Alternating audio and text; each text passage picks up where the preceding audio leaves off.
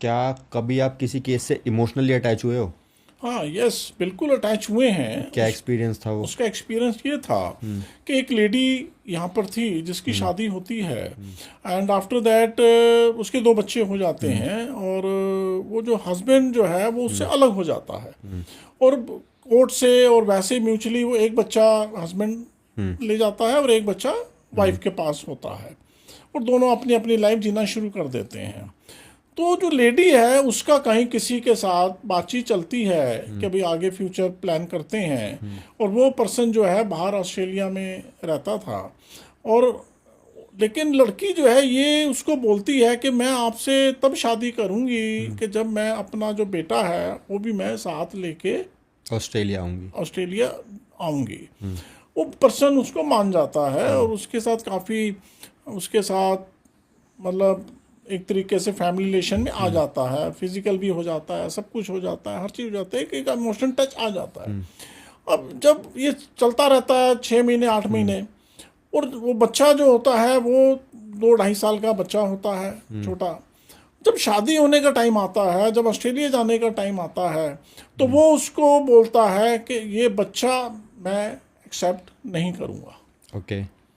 अब लेडी फंस गई, ना इधर की ना उधर की। हम्म। हाँ बोलती है तो बच्चा छोड़ना पड़ेगा, ना बोलती है तो उसको छोड़ना पड़ेगा। हम्म।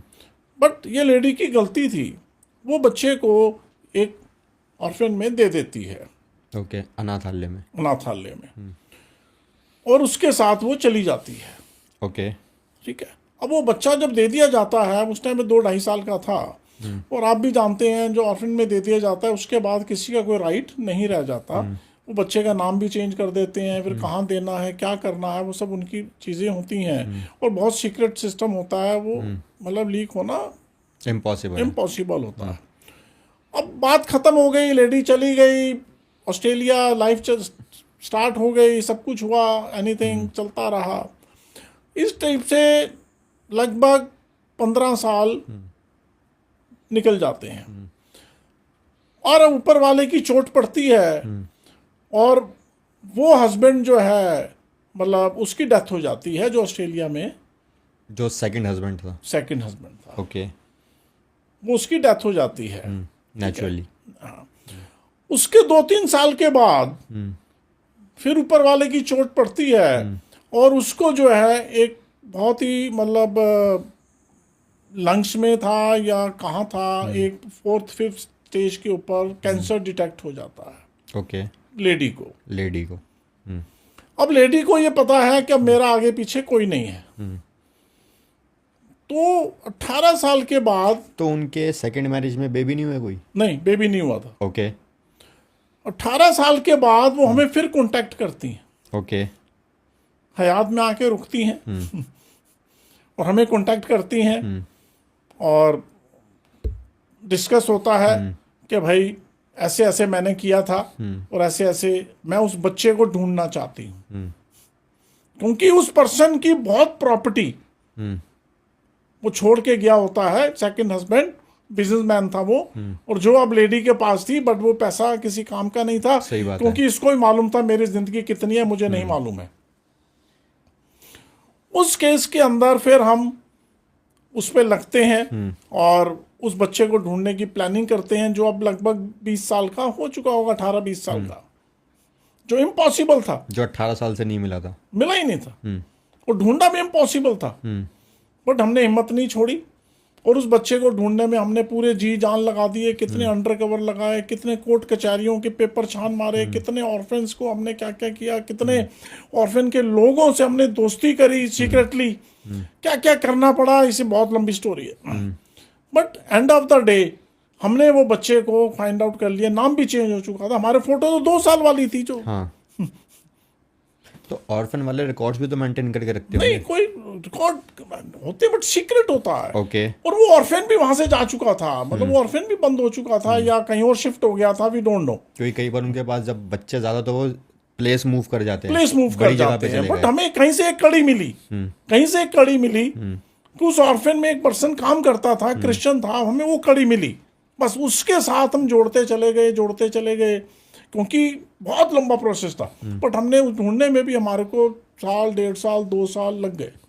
बट हमने वो बच्चे को कहीं ना कहीं हमने फाइंड आउट कर लिया कि ये बच्चा कहाँ पर है।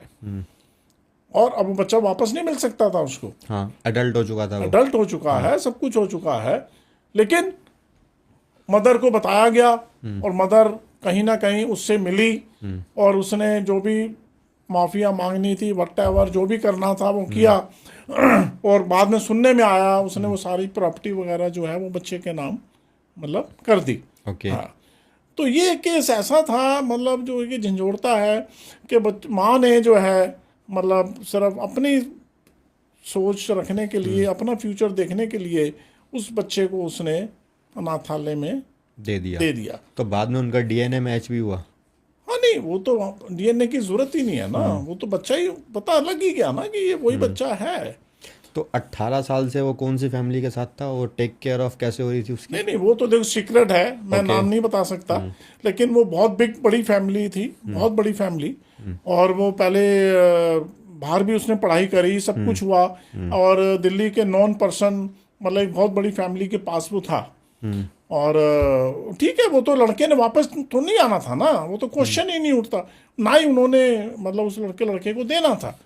लेकिन ठीक है, वो तो अगर सपोज अब लेडी जाती है और ऐसे पता लगता है, उनको भी तो मालूम है हम ऑर्फिन से लाए हैं। हाँ। तो उसे लेडी ने मांगा भी नहीं कि मुझे लड़का वापस दे दो, ऐसा भी नहीं हुआ। लेकिन एक गिल्ट था उसको मन में कि भाई मैंने अपने बच्चे के साथ ऐसा गलत किया था 20 साल पहले, 18 साल पहले। 18 साल पहले। तो कम से कम, लेकिन हमें अच्छा लगा कि हमने वो बच्चा फाइंड आउट किया। और कम से कम मतलब माँ ने जो भी माफ़ी मांगनी थी या जो भी करना था या व्हाटएवर, वो उनका अपना पर्सनल मामला है। बट हमें उस चीज़ के अंदर कहीं ना कहीं ये लगा कि हमने एक अच्छा काम किया है। अच्छा तो सारे ही होते हैं, बट ये चीज़ें झिझोड़ता, कंडीशन खराब होती है, कई बार हालात खराब होते हैं। हालात खराब हो जाते हैं।